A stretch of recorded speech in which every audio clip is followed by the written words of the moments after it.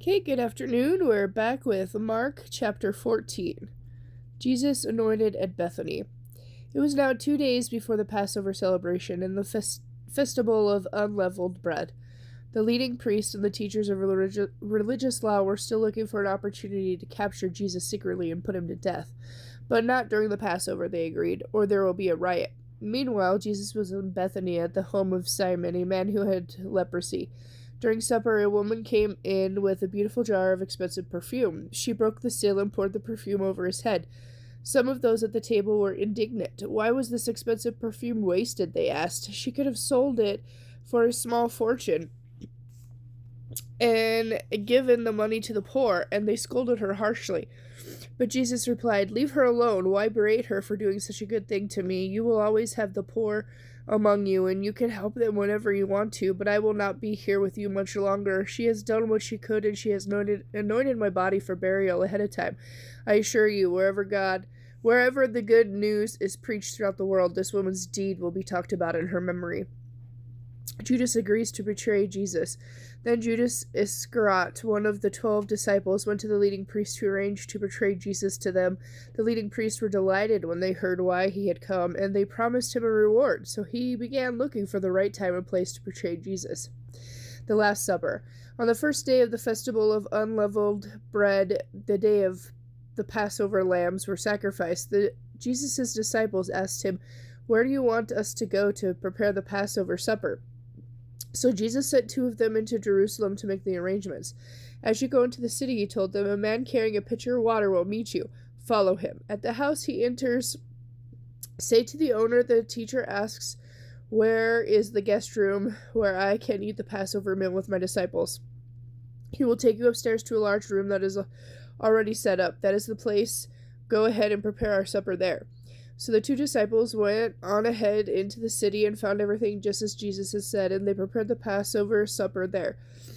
In the evening, Jesus arrived with the 12 disciples. As they were sitting around the table eating, Jesus said, "The truth is, one of you will betray me, one of you who is here eating with me."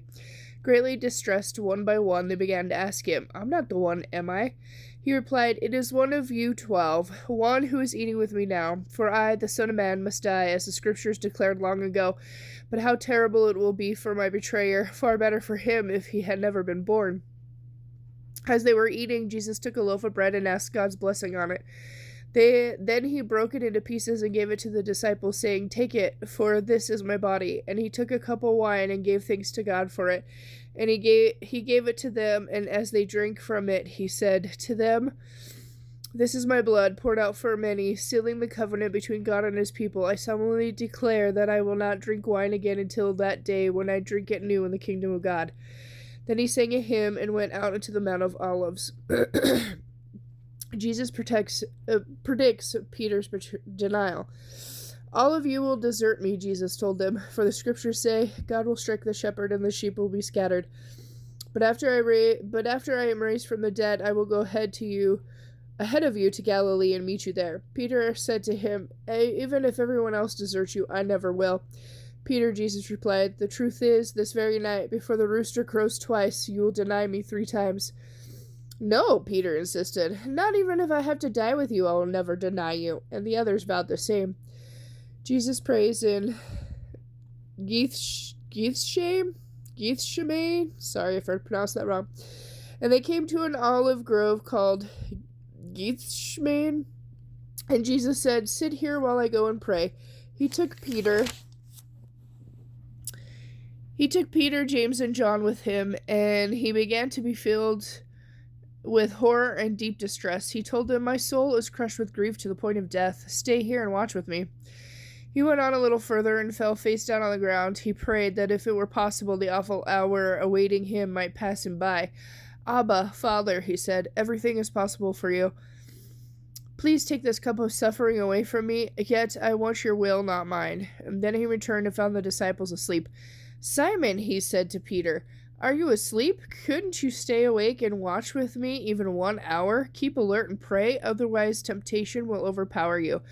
For though the spirit is willing, the body is weak." Then Jesus left them again and prayed, repeating his pleadings again, and returned to them and found them asleep, for they just couldn't keep their eyes open, and they didn't know what to do, what to say. When he returned to them the third time, he said, "Still sleeping, still resting? Enough. The time has come. I, the Son of Man, am betrayed into the hands of sinners. Up, let's be going. See, my betrayer is here." Jesus is betrayed and arrested. And immediately as he said this, Judas, one of the 12 disciples, arrived with a mob that was armed with swords and clubs. They had been sent out by the leading priests and teachers of religious law and the other leaders. Judas had given them a prearranged signal. "You will know which one to arrest when I go over and give him the kiss of greeting. Then you can take him away under guard." As soon as they arrived, Judas walked up to Jesus. "Teacher," he explained, and gave him the kiss. Then the others grabbed Jesus and arrested him.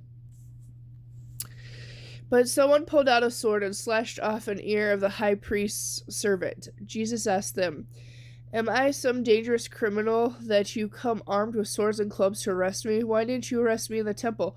I was there teaching every day, but these things are happening to fulfill what the scriptures say about me." Meanwhile, all his disciples deserted him and ran away. There was a young man following along behind, clothed only in linen nightshirt. When the mob tried to grab him, they tore off his clothes, but he escaped and ran away naked. Jesus before the council. Jesus was led to the high priest's home, where the leading priests, other leaders, and teachers of religious law had gathered.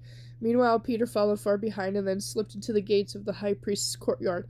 For a while he sat with the guards, warming himself by the fire. Inside, the leading priests and the entire high council were trying to find witnesses who would testify against Jesus so they could put him to death, but their efforts were in vain. Many false witnesses spoke against him, but they contradicted each other. Finally, some men stood up to testify against him with this lie. "We heard him say, 'I will destroy this temple made with human hands, and in 3 days I will build another made without human hands.'" But even then, they didn't get their story straight. Then the high priest stood up before the others and asked Jesus, "Well, aren't you going to answer these charges? What do you have to say for yourself?" Jesus made no reply. Then the high priest asked him, "Are you the Messiah, the Son of the blessed God?" Jesus said, "I am, and you will see me, the Son of Man, sitting at God's right hand, in the place of power, and coming back on the clouds of heaven." Then the high priest tore his clothing to show his horror and said, "Why do we need the other witnesses?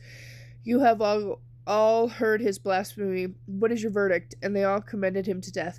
Then some of them began to spit at him, and they blindfolded him and hit his face with their fists. "Who hit you that time, you prophet?" they jeered, and even the guards were hitting him as they led him away. Peter denies Jesus. Meanwhile, Peter was below in the courtyard. One of the servant girls who worked for the high priest noticed Peter warming himself at the fire. She looked at him closely and then said, "You are one of those with Jesus the Nazarene." Peter denied it. "I don't know what you're talking about," he said. He went out into the entryway. Just then a rooster crowed. The servant girl saw him standing there and began telling the others. "That man is definitely one of them." Peter denied it again. A little later, some other bystanders began saying to Peter, "You must be one of them, because you are from Galilee." Peter said, "I swear by God, I don't know this man you're talking about." And immediately the rooster crowed the second time. Suddenly Jesus' words flashed through Peter's mind. "Before the rooster crows twice, you will deny me 3 times. And he broke down and cried. Okay, I'll be back later with Mark chapter 15.